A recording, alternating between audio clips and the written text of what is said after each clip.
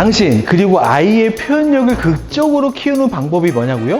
지금 설명드리는 이 세 가지가 아이의 표현과 대인관계, 사회생활을 좌우합니다. 지금부터 말씀드리는 이 세 가지를 꼭 기억하세요.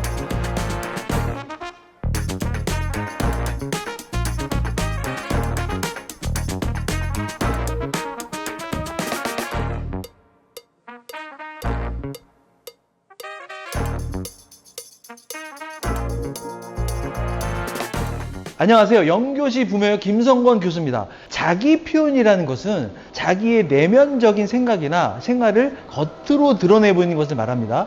세상의 모든 사람들은 자기 내면의 생각과 욕구, 감정을 겉으로 드러내며 살고 있죠. 그 SNS에만 봐도 그래요. 모르는 사람들과도 이야기를 나누고요. 혼자 여행, 다 같이 맛집 탐방 등 자신의 일상과 생각을 공유하죠. 이렇게 하는 것을 삶의 표현이라고 정의할 수 있습니다. 배우들은 무대에서요. 가수들은 목소리와 퍼포먼스로 자신의 생각과 감정을 담아 자신을 표현합니다. 그만큼 삶이란 표현 그 자체니까요. 하지만 많은 아이들이 안타깝게도 어렸을 때 제대로 된 표현 방법에 대해 배우지 못해 표현하는 방법을 잘 모른다는 거예요. 그 때문에 부모나 친구, 주변 사람들과의 접촉과 교류를 어려워하고요. 관계 형성에 매우 어려움을 느끼고 있다는 거예요. 이 문제를 쉽게 넘기면 안 되는 게 왜 그러냐면요. 자신의 진짜 마음을 표현하지 못하게 되면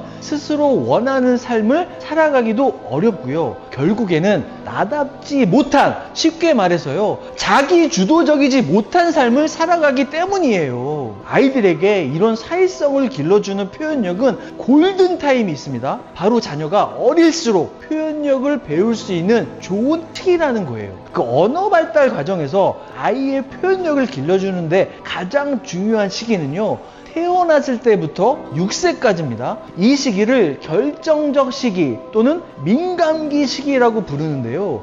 이 시기에 양육자인 부모가 적절한 자극을 주면요, 아이의 표현력은 크게 발달할 수 있다는 거예요. 보통 이 시기가 지나면 표현과 관련된 뇌세포들이 안정되고요. 표현력을 발달시키는 것이 어려워지게 됩니다. 보통 언어 발달 과정에서 6세까지라고 언급했지만 초등자녀를 키우시는 부모님들께서는 지금이라도 일상에서 표현력 훈련을 제대로 하지 않으면 아이들은요, 자신이 무슨 말을 하는지 모르는 채 생각나는 대로 말하게 된다는 거예요. 이 표현력, 아이의 학업 능력과 성취에도 밀접한 관계가 있다는 겁니다. 사회에 나와 수많은 사람들과 함께 세상을 살아가는 역량이기 때문에 무척이나 중요한 능력이 아닐까 싶습니다. 자, 지금부터 말씀드리는 세 가지, 당신과 아이의 표현력을 키워주는 매직 아이템입니다. 자, 첫 번째는요, 아이의 표현을 지지하고 수용하기입니다. 아이들이 자기 표현을 자유롭게 편안하게 할 수 있도록 환경을 만들어주고요. 하루 15분 하나의 주제를 선정해서 이야기를 나누는 건데요. 대화의 주제는 일상적인 것에서 찾으면 되는데, 자, 예를 들어볼까요? 아이가 좋아하는 장난감이나 인형, 아니면요, 책을 선정해서 주제를 정하면 돼요. 이때는요, 규칙이 있는데요. 1단계 규칙은 반드시 하나의 주제로만 이야기를 해야 한다는 거예요. 주제가 다양해지면 대화가 산으로 갈 수 있고요. 대화의 흐름이 끊기는 무아지경의 시간이 찾아오기 십상이죠. 그렇기 때문에 반드시 뭐라고요? 한 가지 주제로만 이야기하십시오. 두 번째로 중요한 규칙은 아이가 하고 싶은 말이 엉뚱하고 발랄하고 깜찍해도 상큼해도 귀여워도 발칙해도 말 절대로 끊지 마세요. 이거 별표 3개짜리입니다. 그러니까 시험에 꼭 나옵니다. 표현력 기르기 훈련하는데 왜 자꾸 말을 잘라요? 제발 좀 자르지 마세요. 그리고 세 번째, 아이가 말하고 있을 때나 아이가 표현을 할 때는요, 제발 딴짓 좀 하지 마세요.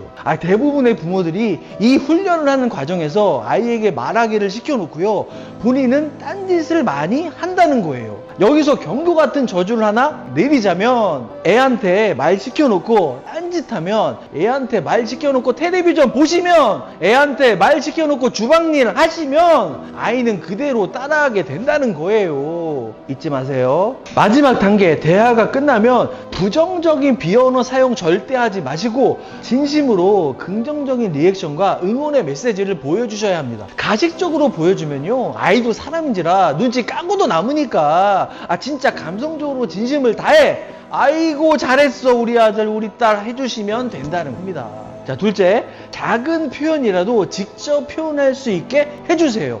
표현도 훈련이고 경험입니다. 작은 표현이라도 자꾸 시도해야 그것이 경험이 되고요. 게임 캐릭터처럼 레벨업을 하겠죠. 아이가 작은 표현이라도 시도하고 그것을 통해 뭔가를 얻었다면 아이는 그 자체로 성취감을 느끼고요. 점차 적극적인 표현을 한다는 겁니다. 예를 들어 가정해보죠. 엄마, 이번 주말에는 엄마하고 아빠하고 새리 생긴 공원에 가고 싶어요. 이 말을 들었을 때 보통의 부모들은 그럼 아빠 퇴근하면 물어볼게 라고 답하는 경향이죠. 여기서 문제가 뭘까요? 왜 아이의 표현을 뺏어요? 아이가 더 표현할 수 있는 기회를 뺏고 계시잖아요. 이렇게 표현해보면 어떨까요? 그래, 주말에 새로 생긴 공원에 아빠하고 가고 싶구나. 그럼 아빠 퇴근하면 직접 물어볼래? 아빠도 거기 되게 가고 싶다 그랬어. 좋아하실 거야. 이렇게 작게나마 표현을 달리한다면 아이의 요구사항을 인정하기로 받아주고 아이가 직접 아빠에게 새로 생긴 공원에 가고 싶어 한다는 표현을 할 수 있는 기회를 마련해 준다면 아이는요, 더 기뻐하게 되겠죠. 자, 다른 예를 들어볼까요? 평소 아이를 놀리는 친구가 있습니다. 아이가 말합니다. 엄마, 쟤는 맨날 나만 보면 놀리고 장난치고 그래. 엄마 혼내주세요. 그럼 보통의 부모들은 흥분 벌떡 일어나서 그 아이의 집에 찾아가 다그치려 하죠. 야, 그 애 집 어디야? 엄마가 혼내줄게. 라고 하면 다그치려 하시죠. 여기서도요, 표현을 달리 해보면 어떨까요? 자, 제안해봅니다. 그래, 그럼 네가 직접 왜 자꾸 너한테 장난치고 놀리는지 물어보면 어때? 그렇게 한번 해보고 잘 이야기가 되지 않으면 엄마가 도와줄게 라고 표현해보는 거예요. 자, 감이 좀 오시나요? 맞습니다. 아이에게 스스로 표현할 수 있는 기회를 줌과 동시에 그 기회를 적절히 사용하지 못하고 미숙하게 사용하더라도 뒤에는 든든한 누구요? 엄마와 아빠가 있음을 암시하고 있기 때문에 엄청난 긍정적 에너지를 준다는 거예요. 자, 마지막 셋째요. 부모의 감정과 행동을 점검하셔야 합니다. 자, 부전, 자전, 모전, 자전. 아이는 부모의 거울이라는 말이 괜히 있는 게 아니란 말이에요. 그만큼 부모의 표현력은 아이의 표현력, 발달에 큰 영향을 준다는 거죠. 부모가 자신의 감정과 생각, 행동을 명확하고 긍정적으로 표현할 때요, 아이도 이를 본받아서요, 자연스럽게 표현력을 키우게 되는 거죠. 이 표현력은요, 사회적 관계 측면에서 상황을 빠르게 이해하고 그것에 맞는 표현을 해서요, 상대방과의 원활한 사회적 관계 형성을 하기 위함이에요. 그래서 부모는 자녀가 한없이 가깝다 하더라도 항상 말을 조심해야 하고요, 말 한마디로 아이에게 씻을 수 없는 마음의 상처를 줄 수 있다는 것을 기억하시고 적정하고도 건강한 표현만을 하려고 노력하셔야 합니다. 자, 지금까지 영교시 부모예요 김성권 교수였습니다. 감사합니다.